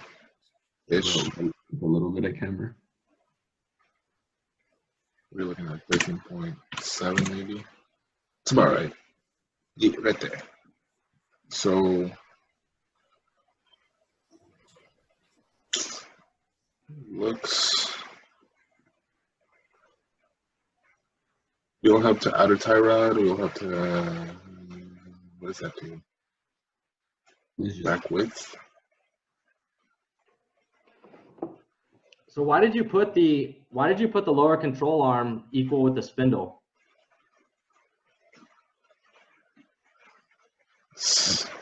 Keep those loads coming in through the spindle into the bottom arm. Yeah, baby. Get that out of here. I mean, there's one advantage. I see one right advantage off top of the bat. What would happen if you put that arm way down low down there in the bottom of the wheel well? At the bottom of the wheel well? Yeah. You'd get a lot more camber within travel. Let's say you can make up for it with the frame, though. You could. Sure. Oh, yeah, it's exposed. It's exposed, right? I mean, there's one reason not to connect it way down low down at the bottom of the wheel well is like if you just barely miss a rock, that arm's like, what, 3-4 inches off the ground? Pretty screwed. So I think for me, the best reason for you guys to lift that bottom arm up is to get that. I mean, it's kind of protected by the tire over there at least, but the downside is that the distance between your two arms, the height between your two arms, is going to be related to the forces that they're going to handle. So this is a great idea. Usually on a car, you can't get it out here, but you guys have done that cool trick where it bends. So you guys kind of get it up there to reduce the forces between these two members, and that allows you to bring this bottom arm up. So it's actually kind of a nice design in that you got nice ride height with that lower arm, and you also have a nice tall kingpin to distribute those forces.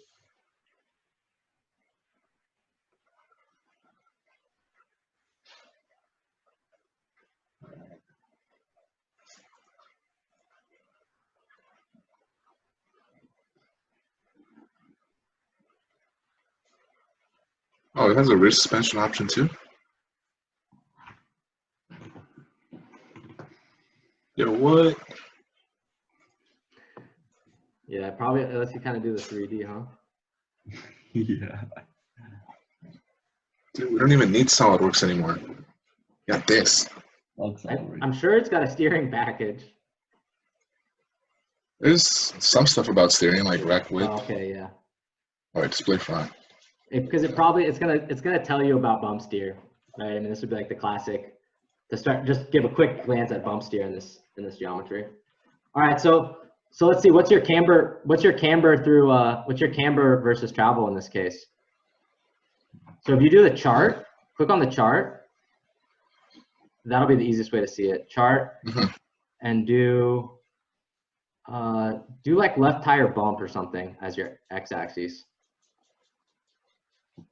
The top selection. Make the very top selection. No. The x-axis. Up. Yeah, that one. Make that like left tire bump or something. Left bump. Yeah, do left bump, and then on the y-axis, select like a camber angle, left tire camber at the very bottom.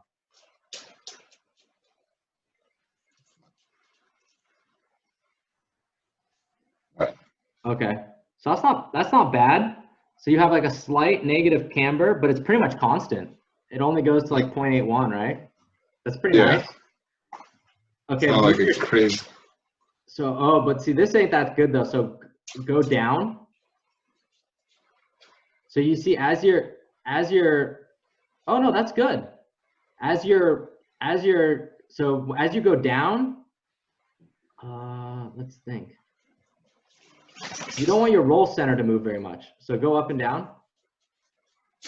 Okay, so it moves a little bit. I wonder if there's a way to get your roll center not to move so much.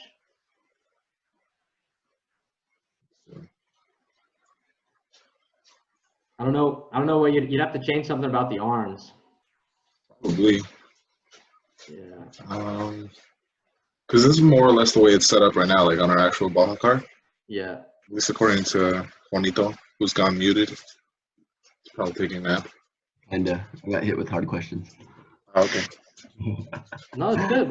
But how can we make this roll? I mean, that's right. I mean, how can we get this roll center not to move so much with bump? I don't even know. Well, the roll center is kind of dictated by the intersection lines of the top and bottom arm, right? Yeah. But watch it move. Bump us up and down here. Watch that. See how that roll center is moving a bunch? Yeah. We don't love that. See, look, I like did one little thing and my computer crashes, and Aaron's like literally breaking the car. And it Omen, baby. This looks like a good start though. How does it look in roll? Give us a little roll. See our roll action. We get quite a bit of tire roll. You could try and make you could maybe, but yeah, maybe the bump is more important to you guys. You guys have to decide if you like that camber and roll or not. Right. You get rid of that. What's that? You get rid of that. How? And roll.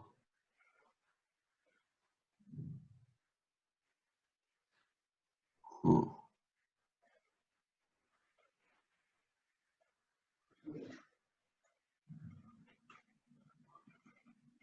Try making the frame into like a taper almost. So like how we have it? Yeah. What are you at right now? 12 and... So 6 inches on the bottom, then like 12.2 on the top. So let's try like... Maybe do like 12 and 11 or something. Okay, right now it's 12 and 13. Let's actually change that. So it's 6.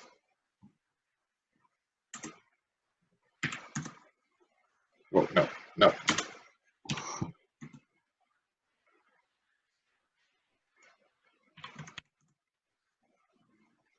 All right. So now we got a little bit of positive camber. Or do we? Or is that straight? And,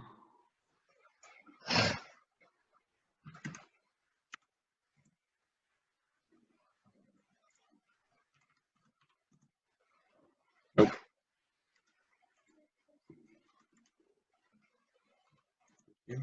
Yeah. Let me see that roll again.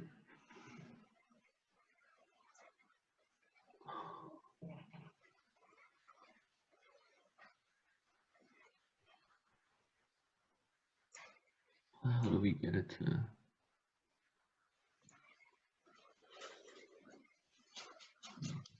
Huh. I wonder.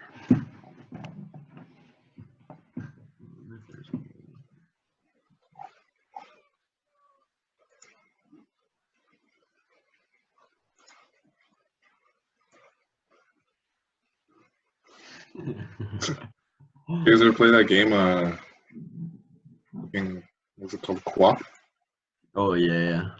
That's what it looks like. Right. Go back to your frame settings. Okay.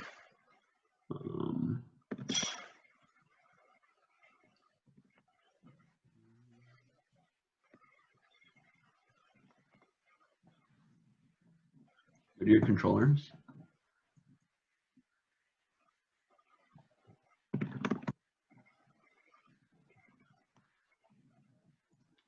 Steering knuckle.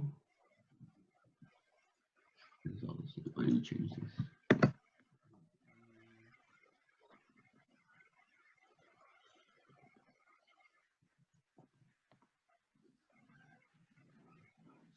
You didn't change anything in steering, did you? Really? It says just wheel hub to outer tie rod. Yo, what?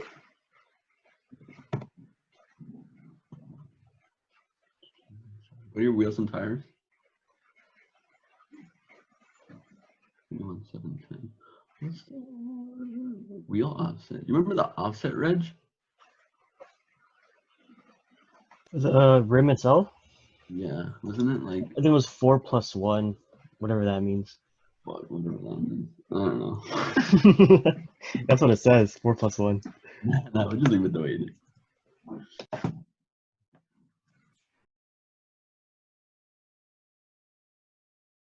All right, so we'll start with Aaron. Aaron, you can share your screen. Let's tell us a little bit about your Baja suspension.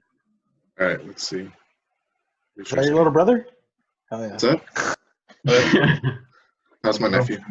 Share screen. What's up? Future Baja boy? No, he's a reader. I got future Formula guy right here too. I don't think I've ever. Oh, man, you don't want to be learning from David. Page ever. Not even the rule book.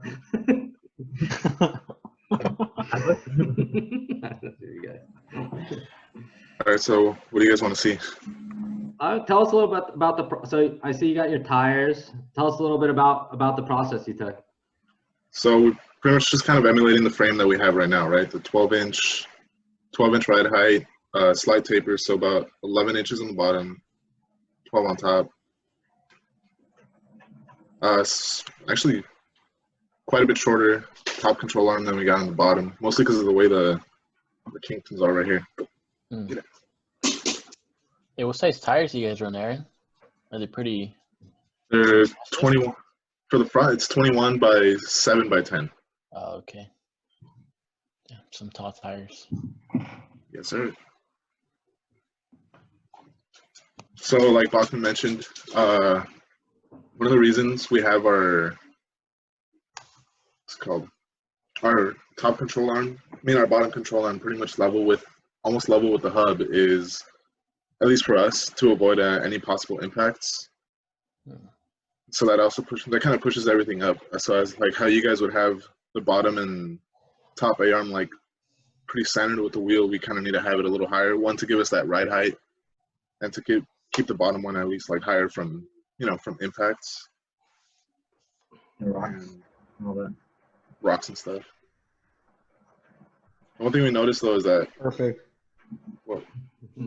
that the roll center does move a lot, like in travel. And we couldn't really, like even like talking to Juan, we couldn't really think of a way to really fix it or kind of make it so that it didn't move as much.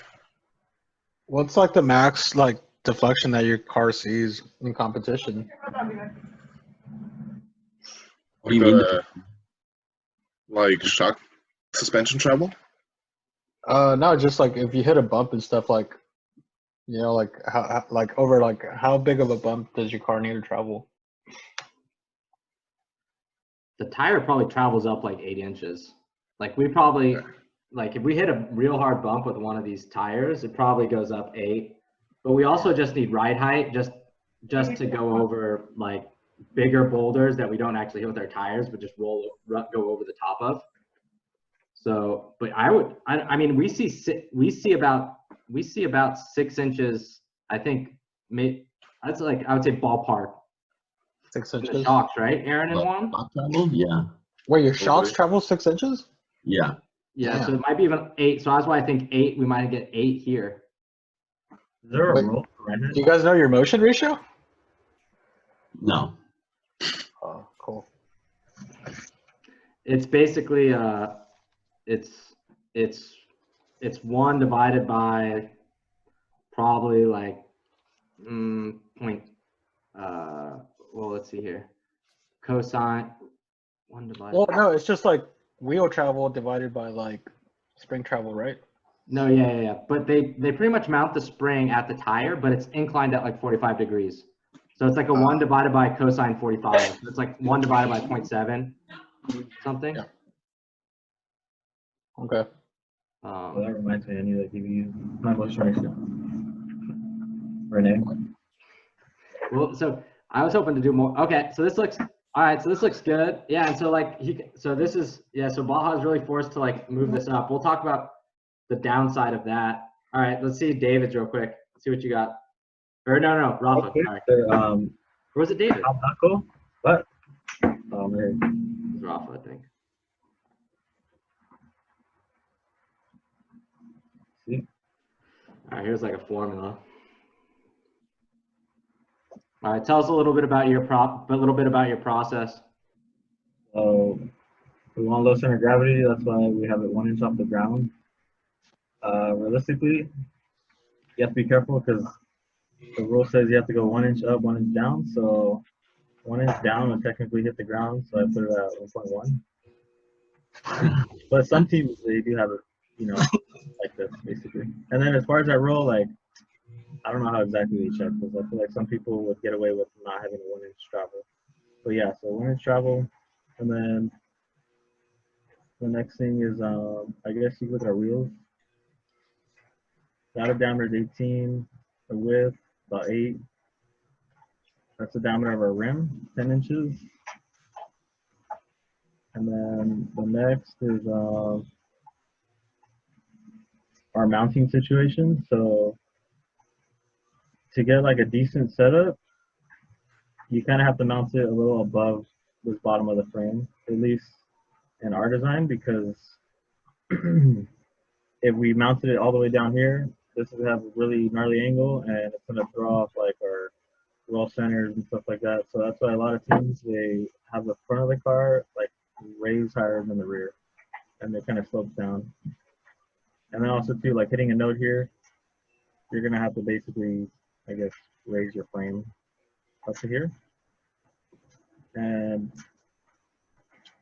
our roll center, here we go, it's about 0.66 inches off the ground.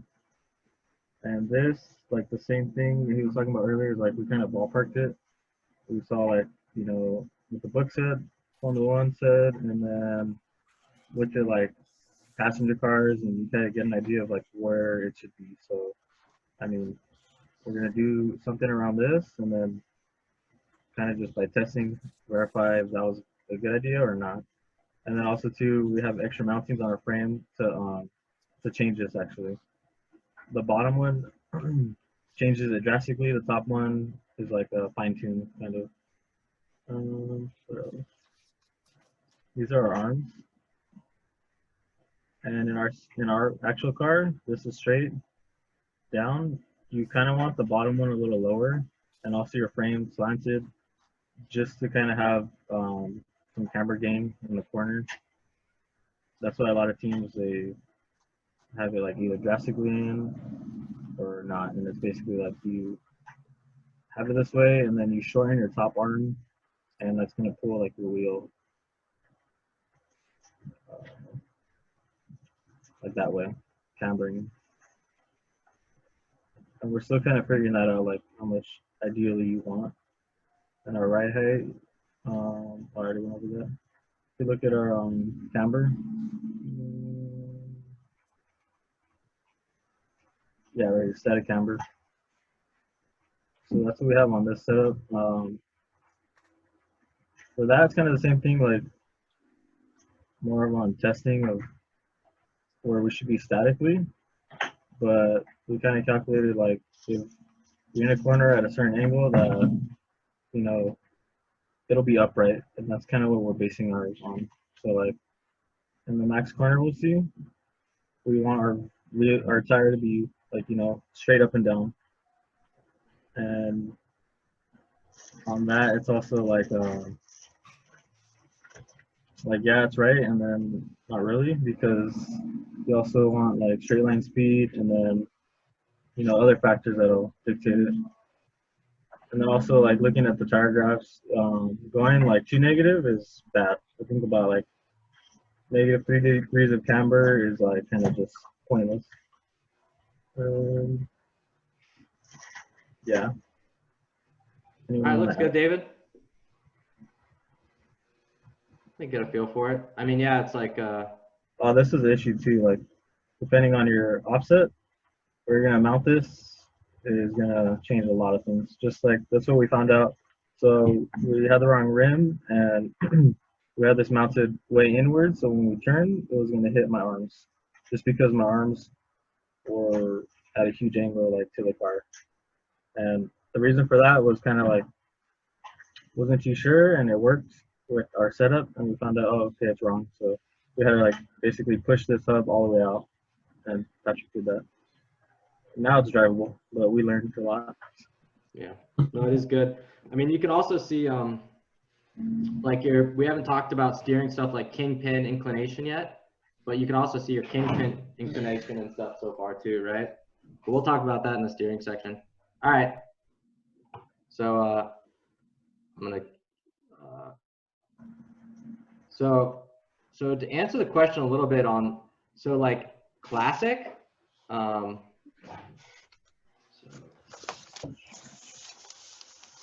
So this is kind of a classic what you'd expect from a tire, basically. They would expect that your coefficient of friction would go slightly higher with a degree or two negative camber, right? So this is kind of, and so that's why like you might, and that's called camber thrust. So you might want some of that, but what we basically see when I look at our tire data and cornering, so here's slip angle versus this basically lateral force. These different inclination angles, there's no camber thrust. Basically 0 degrees. So this negative down here is camber thrust areas. 0 degrees basically gives us the best cornering force for our tires. So yeah, I would make the argument that these tires should almost always be vertical in a roll situation for Formula. You see Baja, so you saw like they had quite a bit of negative camber through travel for the Formula team. Baja has traveled more like a parallelogram because we hit more bumps, right? But I would say, yeah, there's not much camber thrust to be had with our tires, to be honest with you. Can you explain that graph a little bit, please? Okay, so the inclination angle. So I'm gonna go to the notebook real quick. Oh wait, that's your camber. Kind of. Inclination is your camber. So yeah. Come on. Hey, Grandma. So if you have, so for example, like if you have a car and let's say you have 2 tires, this is negative, so camber wise, this is negative camber and this is negative camber, right? The camber is relative to the center of your car. It's basically your car's tilted in, right? Mm-hmm. In the case of inclination angle,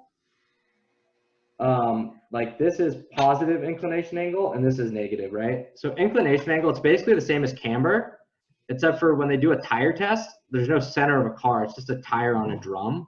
So they just call it inclination angle. But so the only difference is really it's not referenced to the center of a tire, basically.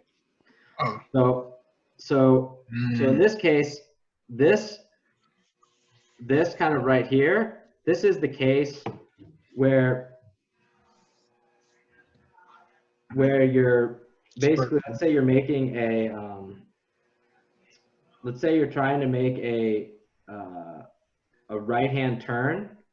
Like this is, I would say like, this is like the camber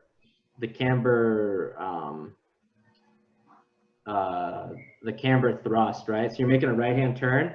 This one, like if you're gonna fall down the track, you have your tire kind of thrusting, right? Kind of helping you not slide left, basically. So like this is, so basically your the force on your, it's just kind of like you're making a right-hand turn. So this has camber thrust. in right-hand turn. Right, this has like the opposite of camber thrust, right? Like, so basically this is, and so what they're doing is sweeping through these. So they take the tire, they angle it, and then they rotate it and they sweep it. And so this is the side of camber, thrust basically. And you just have to look at the conventions for what is a negative slip angle and what is a positive inclination angle. I don't even remember it off the top of my head. I had to look it up basically, and then just kind of be sure. But this is basically testing, and then they're measuring the sideways force on the tire. So they're taking the sideways force and they're dividing it by the down force. So this is kind of like a coefficient of friction, but real tire folks don't like to call it that because the tire's rolling. So they don't like to call it a coefficient of friction. They like to call it a normalized lateral force. So basically what you're seeing is that if you angle your tire, like in camber, you actually lose friction. You lose your coefficient of friction as you go from 0 to 2 to 4 degrees cambered. Yeah. But that's not the case when you go the other way. So the other way is kind of weird because you're like imagine like you're pushing on you're kind of like pushing on this side of the tire. Like imagine you're taking like a piece of road and you're trying to pull it this way, right? So it's like in this case you're trying to pull the road this way, you know? So so it just like seems like it doesn't have as much of effect when you're doing this, but the values of that are just lower. So you don't want to be doing that. But isn't that what you actually see, like what your outer tires see during the cornering, like the positive side? Like you don't want them to. Like Really? you would hope they would camber in enough that they're not seeing they're not seeing that side. No, you're not You don't want that. So you're designed to avoid it. And then the sway bar kind of helps even it. So like, if it's tilted one way, the sway bar like pushes it back to make it more flatter, I guess, on at least both. It's your shocks that do this, no? Yeah, but then the sway bar like adds to it, and it's. And the sway bar just keeps you from rolling, right? So your tires changing angle happen because your car rolls basically, right? So if you put in a sway bar, so when you roll, basically one tire goes up and one goes down. The sway bar doesn't allow that. It perfectly allows both tires to go up and down, so it doesn't stop bump. But in a roll situation, since one tire goes up and one goes down, the sway bar bends in that scenario. And so it adds stiffness to keep that from happening, which keeps your car from rolling. So basically the sway bar just makes your car stiff and roll. It makes it stiff and roll, which you want, and soft and bump. So a sway bar is a good thing like that. No weight added. So the last thing I want to talk about today is you guys have been designing your suspension all based on geometry. You have not been thinking about forces at all, right? Which is fine. So, and we talked a little bit about like your tires will see like 3 Gs forward and back, or forward and to the side, right? But your tire might see like a 5G bump.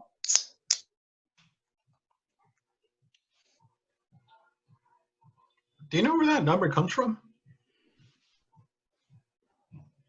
Testing. I mean, it's not so far off from what Baja sees, but I don't know. I've never seen the publication, to be honest.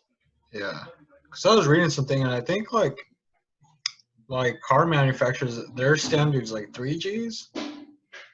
So yeah, I don't know. That's not surprising. Maybe because I mean I don't know if it gets amplified because of how fast you're going or the type of wheel. I mean, the tire, like it's just harder, I guess. I mean, I could see Baja doing that because they're like, like. Yeah, it totally depends on the bumps, right? Like if you're like Baja, if they're running into a rock at at 30 miles an hour, like yeah, that's a pretty hard bump. Like Formula, if you're on flat ground, you should almost see no Gs, right? So I don't know, I kind of consider this a worst case scenario. Like you hit a pothole or something, right? Yeah. I don't know. I'm thinking this is like the most you should see. But I mean, it's a great point. I have besides Baja's data, which is actually higher than this. we're maybe seeing 7 Gs on the corner weight in Baja's data. Is the only data I've ever seen showing this stuff. But but it's but there's only a few outliers that are up that high. But okay, so basically what I want to talk about is, all right, so you see a 5G bump. Let's say you have 2 A arms connected here and here.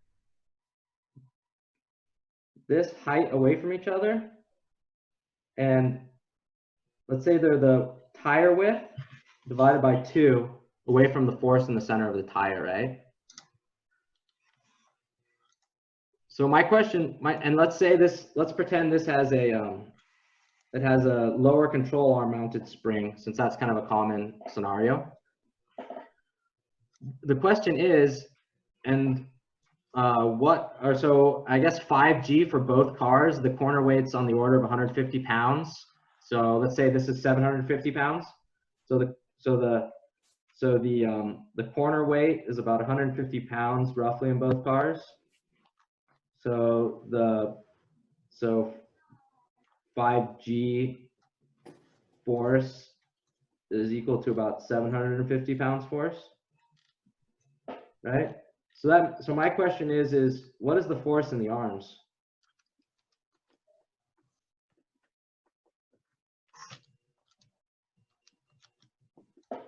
Right. So what I'm going to do is I'm going to cut this right at the edge, and I'm going to draw a free body diagram.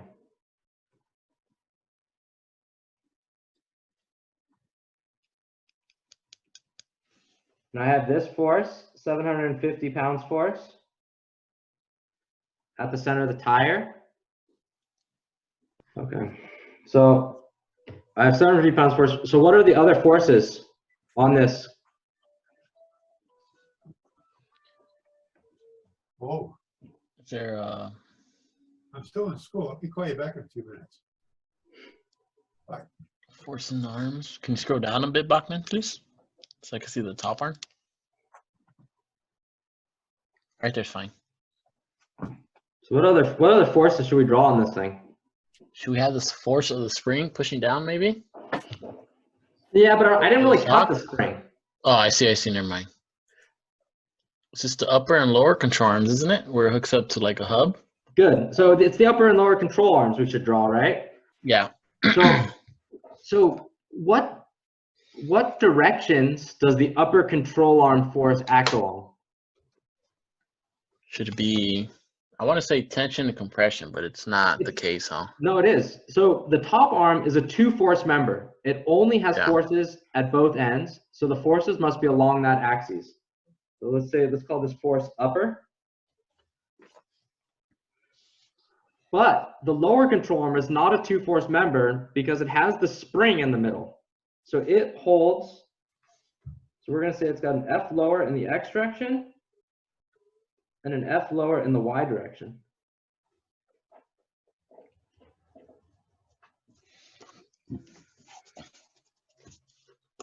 People buy this? Yeah. Anybody tell me what's F lower in the Y direction?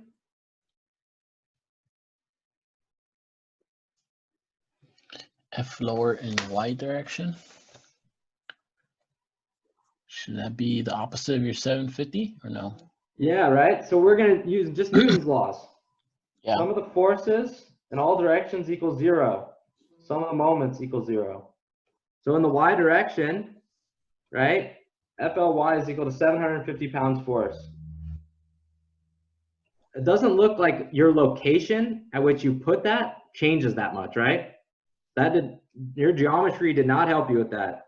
That's just a matter of how hard your car's getting hit. Okay? Can anybody tell me what's the force in the upper? In the Y? Or the X? force, no, because the upper has to act along its length, and I drew them both as sideways as kind of an approximation. Okay.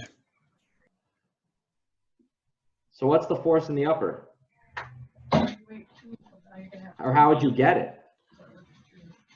Would you have to take a moment, I want to say? Yeah, we got to use another equation. I mean, we know F upper is equal to the force in the lower in the x direction, right? Just because they're equal and opposite. So this is sum of the forces in y equals 0. This is sum of the forces in x equals 0. Right? Now we just got to do sum of the moments. It's equal to 0. What point would you take it about? Ball joint? Yeah, the lower ball Whereabouts? joint, right? There's two forces there. Let's cancel them both out.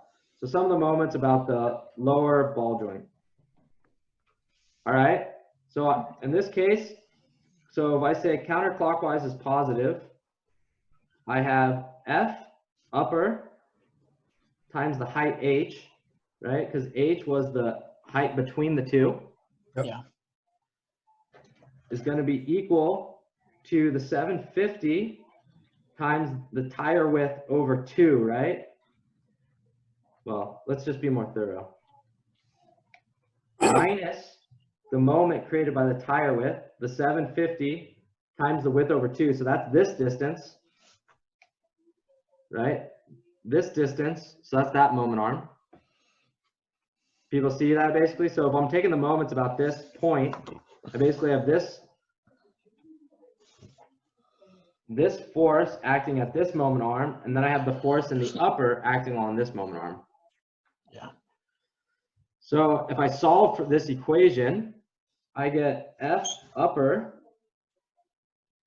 equals, which also equals the lower in the x direction, keep in mind, right, is 750 times the width of the tire divided by 2 times h.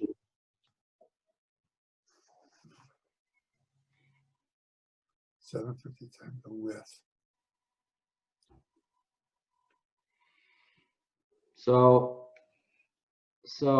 I mean, we can ballpark this. The width of your tires maybe, so this is going to be 750 times 4 inches over 2 times, I don't know, the spacing is maybe 8 inches. 60. So this is, let's see. Hey, Bachman. Yeah, W is the width of the tire, correct? exactly. Okay, thank you. Yeah, no problem. Good question. 3,000 over 16. Yeah, so this is about 190 pounds.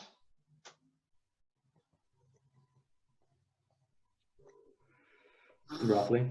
But so how can you control this? Like, we want to make these arms featherweight, right? Well, the whole car we want to be light. So we want to reduce the forces in these members. So what controls this force? Well, you see the width of the tire, there's a lot of more important decisions about the width of the tire than this decision, right? So we're probably not going to get thin tires just to reduce weight in our control arms, right? Like, we're making our tire decisions based on a lot of other stuff, right? Yeah. But what about this H?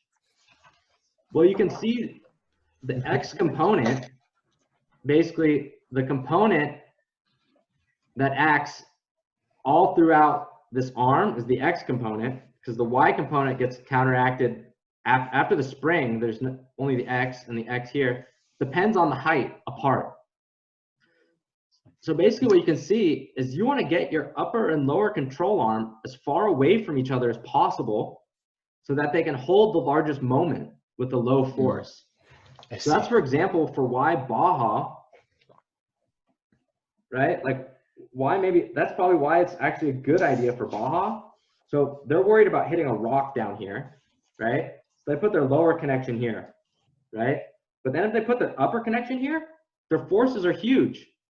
So what they got to do is they got to make a special kingpin to come up and out of their tire, and it'll be out here. And you'll see this on cars. You'll see cars with 2-foot kingpins, massive kingpins, right? Just so that these forces are kind of small. And I'm sure they do it for other reasons too, probably packaging and stuff.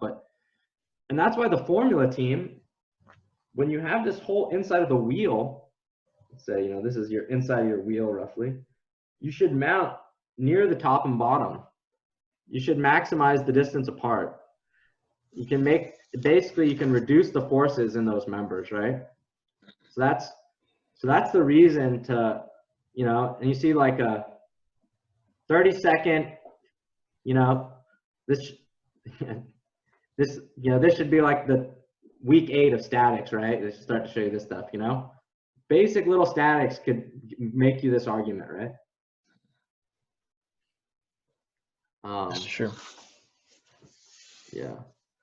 And so you guys will, so maybe we'll continue some of this tomorrow. Maybe time? we'll do a special section tomorrow since we're on spring break, because we haven't even talked about shocks yet. I mean, we're in suspension. We haven't talked about shocks and dampers. We just talked about suspension geometry, right?